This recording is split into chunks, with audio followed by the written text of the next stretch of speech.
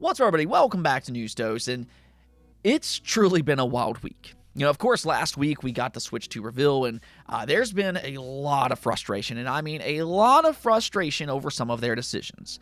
Now, unfortunately, that will continue on today as we've received various other controversial updates from them, but however, we actually got some good news as well regarding their delayed pre-orders, which really is just a relief by this point. Personally, I prefer to talk about good things, so I'm very happy to talk about this today. Now, we also got some big Xbox news, so make sure to stay tuned for all of that. But first, big shout out to my supporters on Patreon and on YouTube memberships.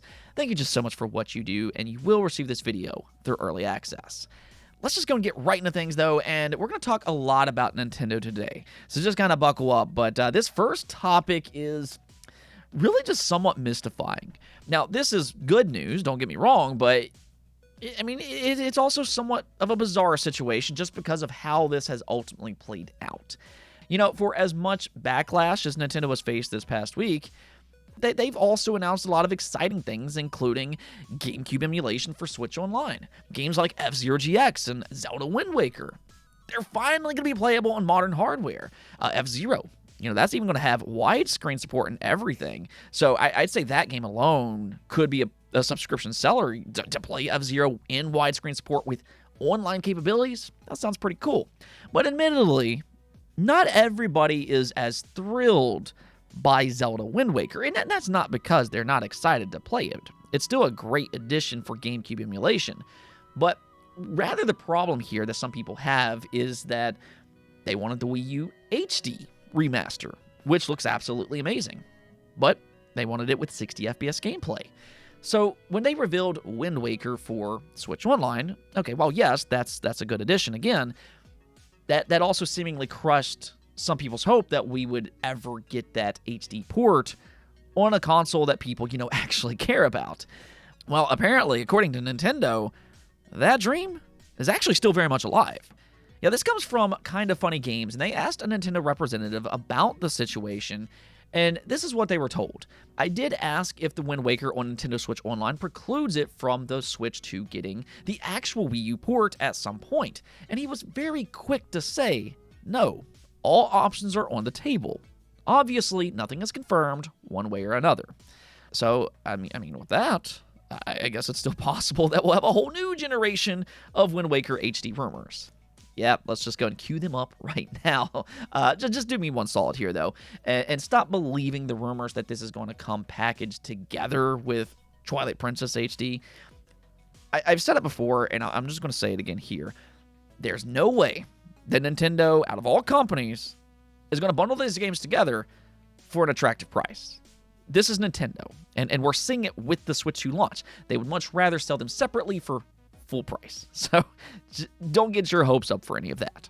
Now, speaking of GameCube support, though, Nintendo also announced their GameCube Switch Online controller, which, you know, sounds really exciting at first. The GameCube controller is legitimately one of the most beloved controllers of all time. It's one of my own personal favorites, actually, but, you know, leave it to Nintendo to make yet another odd decision. Unlike previous Switch Online controllers, the GameCube controller will not work with games outside of Switch Online.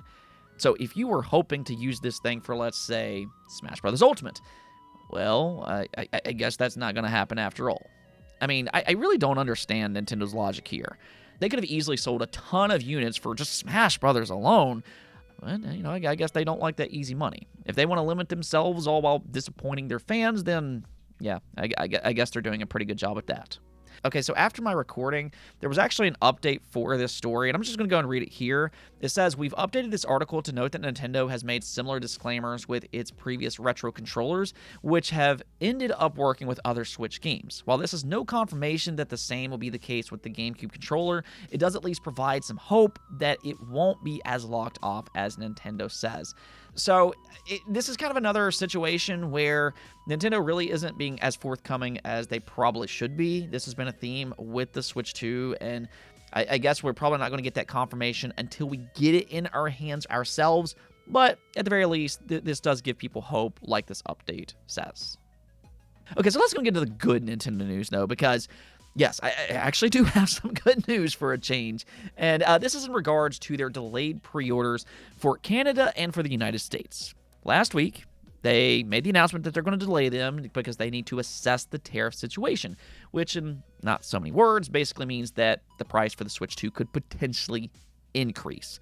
So obviously, a lot of people are on edge right now about this situation, or really just about everything tariff related, because there is a lot of uncertainty. But like I said last week, I encourage you all to be somewhat patient and not just to assume things. And the reason I said that, and I'm still going to say the same thing today, is because nothing is 100% set in stone.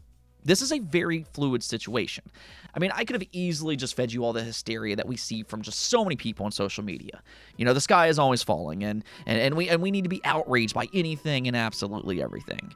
But for me, and I can only speak for myself here, but I pride myself on staying grounded and assessing each situation individually. And when I look at this specific situation, what I know is that nothing is 100% set in stone. There's already more than 70 countries that are offering negotiations. So things could really change at any moment, any point in time. And that's exactly what happened today. Trump announced that he has authorized a 90-day pause and a substantially lower reciprocal tariff during this period of 10%, also effective immediately. Now, unfortunately for China, he raised their tariffs to a whopping 125%, which could actually still impact various game companies, including Nintendo, because they do have some of their accessories, I believe, manufactured from China.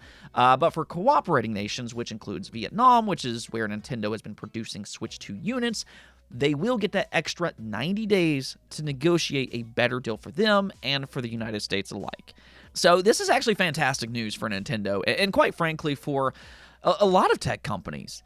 The stock market absolutely exploded once this news went live, and that's because they can keep their prices down during this 90-day period with the hopes that this situation will completely be addressed in the nearest future as negotiations continue onward. Now, there's still some uncertainty to this situation, though, so we're not completely out of the woods just yet. Do keep that in mind. Last week, I encouraged you not to assume the worst, but this week, I'm also going to say the exact opposite. Don't assume the best either. Or just really don't assume anything at all. That's basically what I'm trying to say. I think the better way to approach this is just to kind of let it play out and let the chips fall where they may. Because this truly is a very fluid situation. I mean, there's going to be a lot of armchair experts out there, and they're going to tell you what's going to happen. It's going to go in this direction. It's going in that direction. But, you know, the truth is that we haven't seen something like this before. And, I mean, we are just all kind of in this together. Let's just kind of see what happens. For the short term, though, this groundbreaking news could be enough for Nintendo to announce a new pre-order date with potentially the same $450 price tag. Now, that's not a guarantee, but this announcement could come as early as tomorrow. But I think there is a good chance that we will get some kind of an announcement from Nintendo by the end of this week because, yeah, I'm pretty sure retailers are ready to open the floodgates for those pre-orders. Now, technically, Nintendo could still raise the price by about 10%. We can't completely rule that out just yet, but so far, I feel like Nintendo is trying to avoid that situation.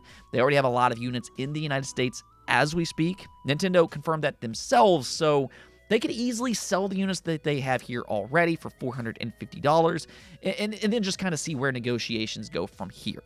But like I keep saying, I don't think that we should assume anything until we get official news. If anything else, though, I think this is at least a relieving update that gives a lot of gamers and really just a lot of people in general hope, which has been reflected in the stock market. Now, let's go and shift gears over to Xbox. They also had some pretty big news today because they just announced their summer showcase, which will go live on June 8th at 1 p.m. Eastern Time.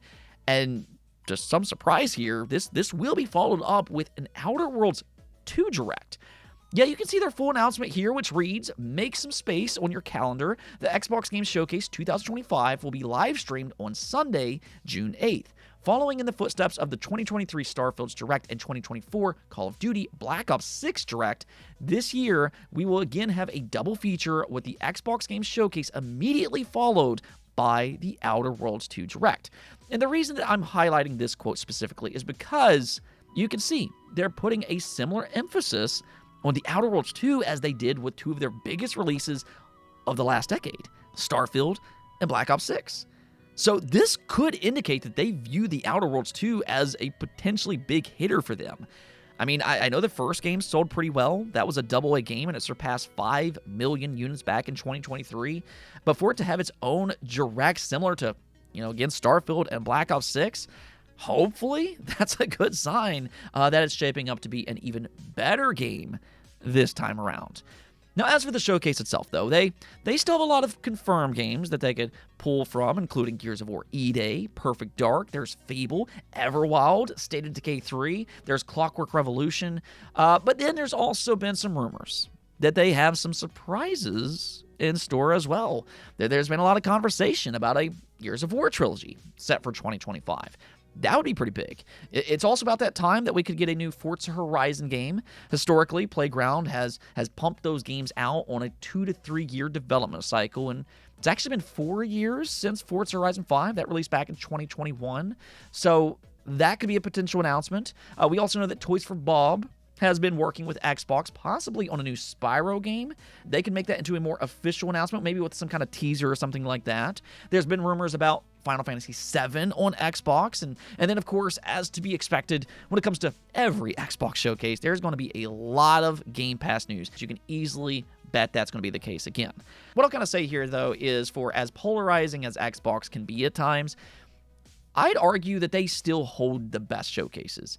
They're probably the only company that I can consistently look at to have an E3 size event like we used to get. And I mean, even if you're not an Xbox fan per se, there's still going to be a lot of third-party reveals here as well. So I think their showcases are always must-watch events for really not just Xbox gamers, but for all gamers. Yeah, exciting times ahead. Anyways, though, that's going to be it for this episode. But until next time, make sure to subscribe, ring that bell, and peace out.